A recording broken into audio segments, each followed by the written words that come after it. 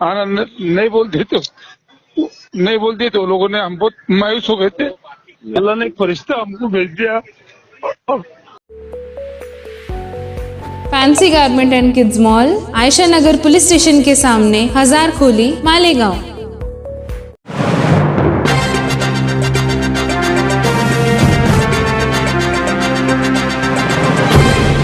देखते रहिए the prime news Abdul Rahman के साथ। शहर में बेखौफ एजुकेशन माफिया मनमाने तरीके से एडमिशन के नाम पर गरीब आवाम को बेवकूफ़ बनाकर पैसे ऐंठता रहता है।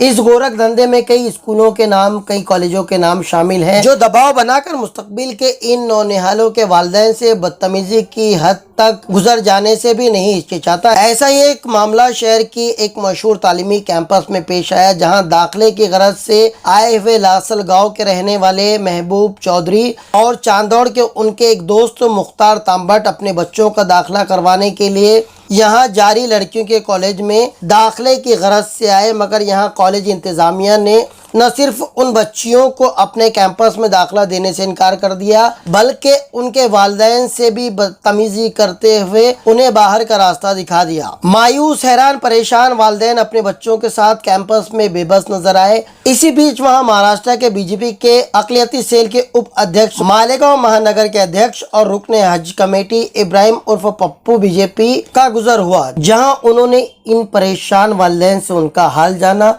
हालात का इल्म होते हुए फौरन स्कूल इंतजामिया तक पहुंचे और शदीद बरहमी का इजहार करते हुए बच्चियों को कॉलेज में दाखिला देने का सख्ती के साथ मुतालबा किया, जिसे स्कूल इंतजामिया की तरफ से मान लिया गया।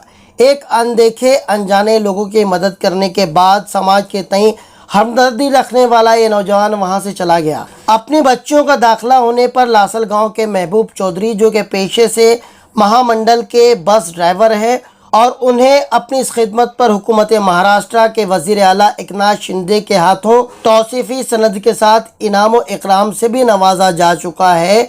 उन्होंने इब्राहिम उर्फ पप्पू बीजेपी इनको फोन लगाकर इनका शुक्रिया अदा किया। दौरान गुफ्तगू कॉलेज इंतजामिया की बदतमीजी का शिकार हुए इस शख्स की आंखों से आंसू निकल पड़े। उन्होंने कहा कि अगर ऐन वक्त पे इब्राहिम उर्फ पप्पू बीजेपी वहां पर नहीं आते तो शायद उनके बच्चों का दाखिला होना मुश्किल था।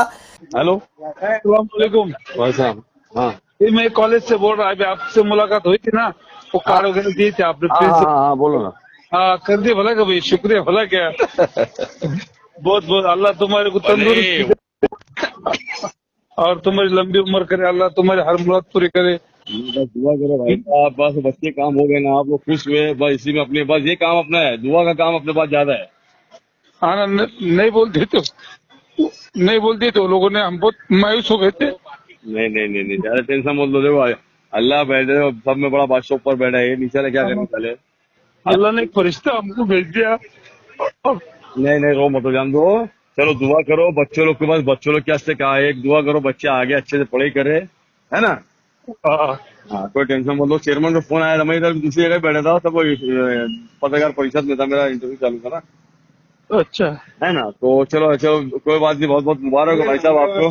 ठीक है, चले। हाँ भाई, हाँ। अल्लाह।